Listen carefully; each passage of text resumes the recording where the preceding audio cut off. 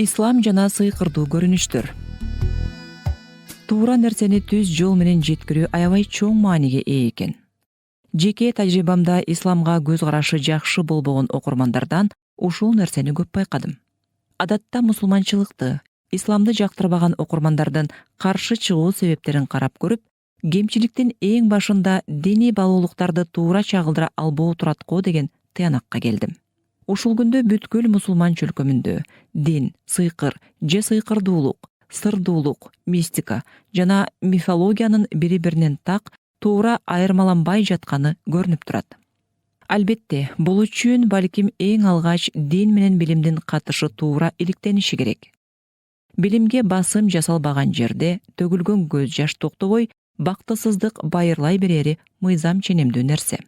Диний сухбаттардын көбүндө эле сыйкырга, мифологияга байланышкан бир топ фрагменттер кездешет. Тактап айтканда, бүгүнкү билимдин эрежелерине каршы келген нерселер диний китептерде, сухбаттарда кеңири орун алган. Мындай көрүнүштөр акылдуу, баам парасаты ордунда адамдардын динге болгон ишеничин кетирип, мусулмандардын кадыр-баркына көлөкө түшүрөт.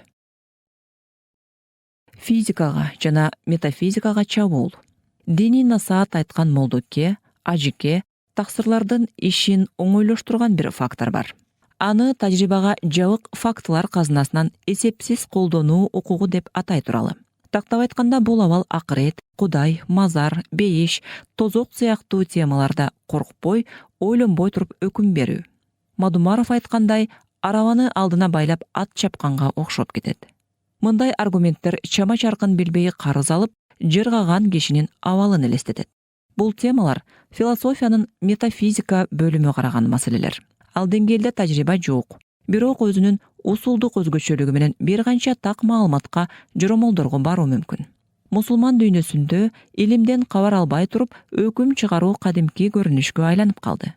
Алсак, маркумду мазар минтип кысат, тигинтип кыйнайт, келген периштелер минтип суракка алат жана башка сыяктуу нерселер кулакка жат деле учурабай калды. Буга кошумча бейиш менен тозокту сүрөттөөдө физиканын эрежелерине каршы келген бардык кубулуштарды Кудайдын кудурети деп чечмелемиш болгондорду көрүүгө болот. Бүгүн илимий чөйрөгө барып, Кудайдын кудурети менен дарак сүйлөп жибериптир. Бир дуаны окуп эле рак оорусун айыктырып жибериптир. Мусулмандарга каршы келе жаткан аскердик учакты бир назар салып кулатып жибериптир деп айтсак, илимпоздор биз жана биздин динибиз тууралуу кандай ойдо калат болду экен? Бул абал биздин илим-билимден четтеп калганыбызды айгинелегендей эле, Курандан да алыстаганыбызды көрсөтүп турат. Анткени Курандагы адатуллах же суннатуллах деген терминди туура контекстте окуган адам табияттын физикалык мыйзам ченемдүүлүктөрүн, Кудай жаратканын, аны изилдеп таап, инсанияттын пайдасына колдонуу озыйпасын адамга жүктөгөндүгүн, ал мыйзам ченемдүүлүктөрдү кыяматка чейин өзгөртпөй сактаарын түшүнмөк, аңдамак. Тилекке каршы, Куран кылымдар бою ооруп калган кишиге дем сала турган. Көз жумган кишиге багыштап тилават кылууга гана жараган. Намаз окуганда окула турган гана китеп катары кабыл алынып калган. Мындай түшүнүктөн арылып, Куранды адамдык өнүгүүдө бир нуска жол көрсөтүүчү деген перспективадан окууга муктажбыз. Медицинага чабуул. Ажикелердин биринин бир кашык таза балды кайнаган сууга аралаштырып ичсе, бардык боор ооруларына дава деген пикири чыкты. Жаңылбасам, бул пикирди бир хадиске таябайт окшойт. Бул тармакта тийиштүү тармактын медицина адистери ажикелерди бир аз тартипке чакырып койсо болот. Анткени бул жер метафизикалык аянт эмес. Тактап айтканда, ар түрдүү сыйкырга, мифологияга же жөө-жомокко байланыштуу нерселерди айтып, Кудайдын кудурети деп ишендире берүүгө бул жаат уруксаат бербейт. Болбосо ажике ошол балы менен кайнак суусун алып келсин, аны бир канча боору ооруган адамга ичирели, эгер айыгып кетсе, ажикеге таазим. Эгер бал кошулган суу бейтапка жардам бербесе, ажике докторлордон кечирим сурап, медицина тууралуу сүйлөп кеңеш бергенин токтотсун. Мен муну эмне үчүн айтып жатам? Анткени куулук шумдуктан алыс кээ бир замандаштарыбыз молдо же табыптан укканын кылам деп оорусун өтүштүрүп алган учурлар бар.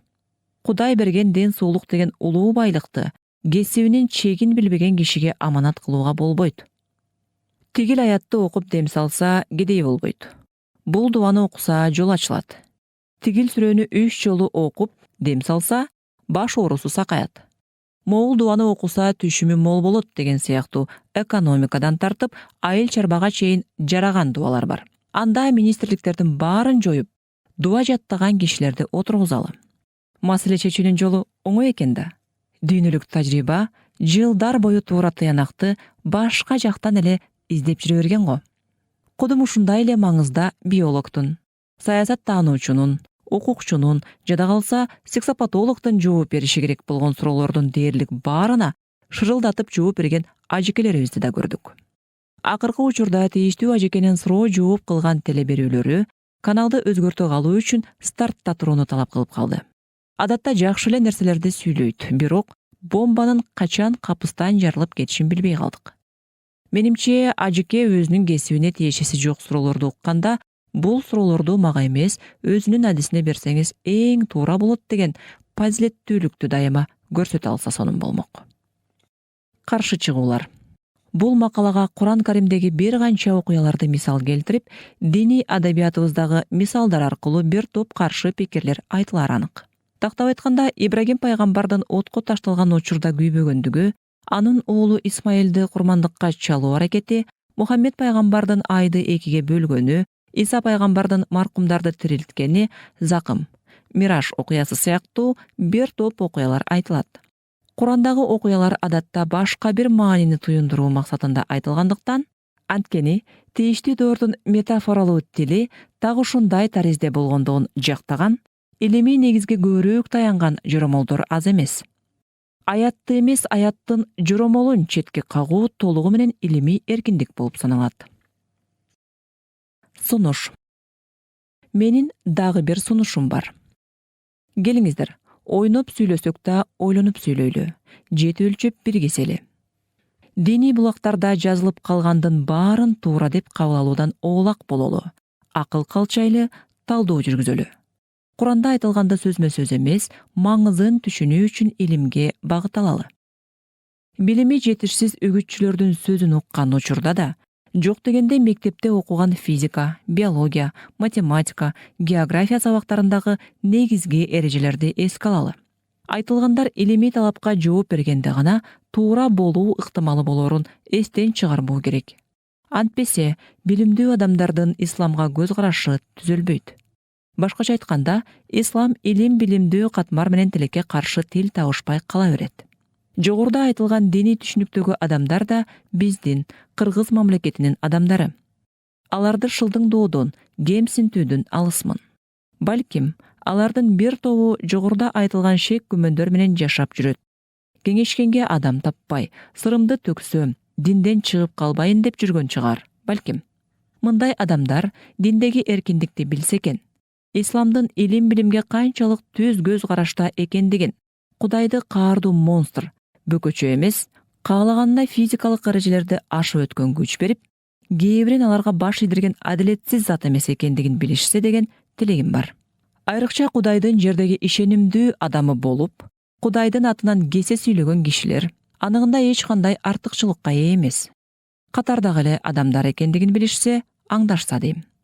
Канчалаган адамдардын, айрыкча жаштардын ушул сыяктуу туура эмес диний түшүнүктөрдөн улам жашоосу, келечеги, кыялдары талкаланып жаткандыгы жалганбы? Сынга алынган ажекелер эгер чындап акыйкат үчүн жашаган, мындайча айтканда, накта Кудайдын адамы болсо, менин сыныма таарынбайт деп үмүт кылам. Анткени мен да Кудайдын дини туура жеткирилсин, эл бактылуу жашасын деген максат менен кыйшык жерди түзөтүүнү көздөп жатам. Эми бул биздин кылымдар бою ырбап келе жаткан жарабыз. Муну айыктырыш оңойго турбайт. Көп эмгек, көп убакыт талап кылынат. Ошентсе да, отко ыргытылган Ибрагим пайгамбарды өрттөн куткарууга салым кошом деп суу ташып бараткан кумурска сыяктуу колдон келген аракетти кыла бериш керек деп эсептейм. Сөзүмдү болсо, аракет бизден, ийгилик Кудайдан деп бүтүрөйүн.